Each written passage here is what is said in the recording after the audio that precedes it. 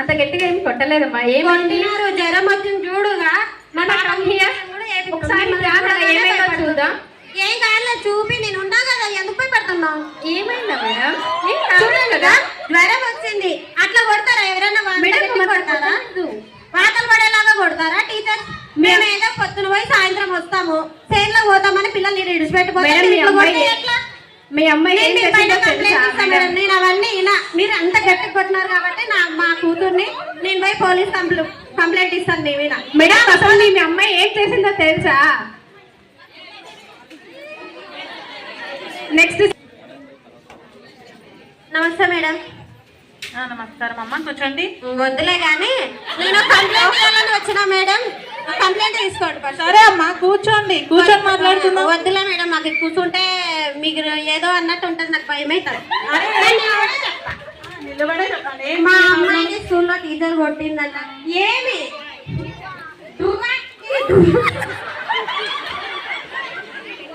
ఏం లేదు మేడం, మా అమ్మాయిని స్కూల్లో టీచర్ కొట్టింది. రోజు కొట్టదంట, నేను పట్టించుకోలే. ఈ రోజు గట్టి కొట్టింది, నేను కంప్లైంట్ ఇవ్వాలని వచ్చినా. ఇంకా అంతే, ఏముండకూడదు మధ్యలో. నువ్వు కంప్లైంట్ తీసుకోవాలా, నేను ఇచ్చుకోవాలా? నేను మాట్లాడుతున్నాను. నేనేం లేదు మేడం, నేను కంప్లైంట్ తీసుకోవాలి. ఉండమ్మా. ఎందుకు కొట్టిందమ్మా మీ టీచర్? నిన్ను ఊరికనే కొట్టదంట. ఊరికనే కొడుతుందా? ఎందుకు కొట్టింది? నువ్వేం తప్పు చేయలేదా? అవునా? మా పాప అబద్ధాలు చెప్పదు మేడం, నాకు తెలుసు. మేడం మీరు కంప్లైంట్ తీసుకుంటారా తీసుకోరా? తీసుకుంటానమ్మా, నేను చెప్పేది ఒకసారి. కంప్లైంట్ తీసుకుంటా అంటే కూర్చుంటా, లేకుంటే లేదు. తీసుకుంటాను, కూర్చోండి, ముందు కూర్చోండి. ఒకసారి నేను చెప్పేది వినండి, తర్వాత కంప్లైంట్ తీసుకోవాలో వద్దా నిర్ణయించుకుందాం, సరేనా? చూడనమ్మా, పిల్లలు తప్పు చేస్తేనే ఉపాధ్యాయులు దండిస్తారు. ఇది నిజమా కాదా? ఉపాధ్యాయులు దండించి పిల్లల్ని సరైన మార్గంలో నడిపిస్తారు, ఓకేనా?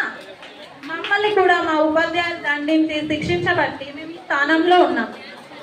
రేపు భవిష్యత్ కాలంలో మీ అమ్మాయి ఏదైనా తప్పు చేస్తే నేనే శిక్ష వేసి జైల్లో వేయాల్సిన పరిస్థితి వస్తుంది. కావున మీరు ఎటువంటి కఠిన నిర్ణయం తీసుకోకుండా మంచి నిర్ణయం తీసుకుంటే బాగుంటుంది. మీరు కంప్లైంట్ తీసుకోరా మేడం? లేదమ్మా,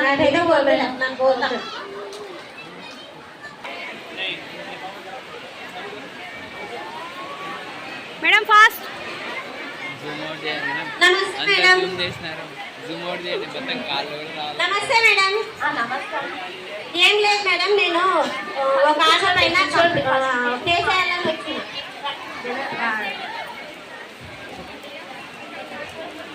ఫాస్ట్. నేను కేసు వేయాలని వచ్చినా మేడం, నా కేసును మీరే వాదించి పెట్టాలా? వాదిస్తామా? ఫస్ట్ ఏమైందో చెప్పండి మీరు. మా అమ్మాయిని స్కూల్లో టీచర్ కొట్టిందంట, ఆ కేసుని మీరే వాదించి పెట్టాలి మేడం. సరైన సాక్ష్యాలు ఉంటే నేను వాదిస్తానమ్మా. ఫస్ట్ అమ్మాయిని పిలిచండి. అన్నమ్మ కొంచెం ఉండు, నీ పని మీదే కదా వచ్చింది. సరే ఇటు రా అమ్మాయి. ఆమెకేం తెలియదు మేడం, చిన్నపిల్ల. నేను చెప్తున్నా కదా. సరే మీరు అమ్మనే చెప్తున్నా కదా మేడం. మీ కేసు కాదమ్మా, నా కేసు వాదించేటట్లున్నారు. అదే చెప్తున్నా కదా మేడం, మా అమ్మాయిని కొట్టింది స్కూల్లో టీచర్, ఆ టీచర్ పైన కేసు వేయాలని వచ్చినాను. మీరు ఇంత మొండిగున్నారు కాబట్టి ఒక మాట చెప్తాం.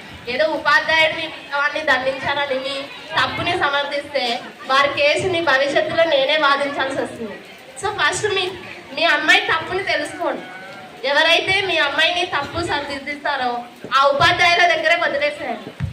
మీరు కేసు తీసుకోరా? నేనైతే తీసుకోనమ్మా. ఇంక ఈ అమ్మ కూడా పని చేయదు, మనం అడిగిపోదాం. రౌడీ అన్నా, ఓ రౌడీ అన్నా, ఏంటమ్మా చెప్పండి. ఆ పువ్వు కావాలి, ఎప్పుడు జాతరలో కొలిస్తారు. ఏం లేదు రౌడీ అన్న, ఒక అన్న కాళ్ళు చేతులు ఇరగొట్టాలా. ఎవరమ్మా ఆమె? నేను చూపిస్తా, ఒక ఫోటో చూపిస్తా, ఆ ఫోటోలో ఉన్న ఆమె కాళ్ళు చేతులు ఇరగొట్టాలి. డబ్బులు ఇస్తే ఎవరైనా కొట్టానమ్మా. ఈ ఫోటోలో ఉన్న టీచర్ కాళ్ళు ఇరగొట్టాలా. మా ఎవరైనా కొడతాను కానీ ఉపాధ్యాయుని మాత్రం కొట్టలేనమ్మా. ఎందుకంటే పిల్లలను వారి పిల్లలుగా భావించి జీవిత పాఠాలు చూపేవారు ఉపాధ్యాయులు. చిన్నతనంలో నా తప్పును సరిదిద్దిపోయే ఉపాధ్యాయుని మా నాన్న కొట్టినప్పుడు నేను వారిని చులకనగా చూసి వారి మాటలు వినకుండా ఇలా నా జీవితం నాశనం చేసుకున్నాను.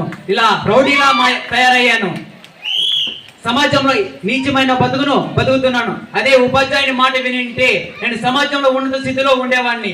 కాబట్టి అదే మార్గంలో మీ అమ్మాయిని చూపించకుండా మంచి మార్గం నడిపించండి.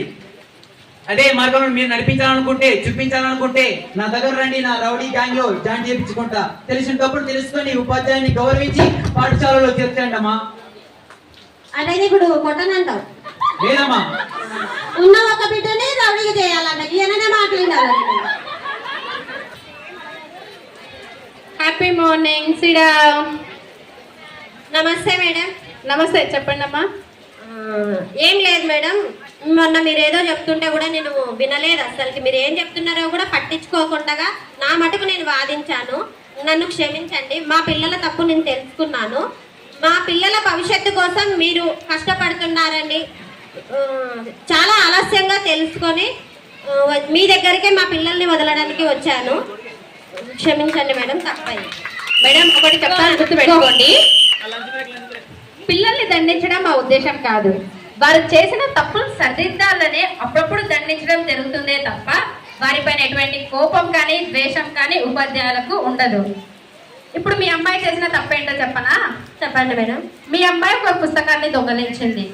ఇప్పుడు ఆ అమ్మాయి చేసిన తప్పుని మేము సరిదిద్దకపోతే రేపు భవిష్యత్తులో అమ్మాయి ఒక దొంగగా మారే అవకాశం ఉంటుంది. అలా ఉండకూడదనే ఉద్దేశంతోనే అమ్మాయిని దండించాం, అంతే తప్ప ఎటువంటి కోపం అనేది మీ అమ్మాయి పైన ఉండదు. మీ పిల్లల భవిష్యత్తే మా ఉపాధ్యాయుల భవిష్యత్తుగానే జీవిస్తున్న ఎంతో మంది ఉపాధ్యాయులు ఉన్నారు. అలాంటి మా ఉపాధ్యాయులందరికీ ఉపాధ్యాయ దినోత్సవ శుభాకాంక్షలు.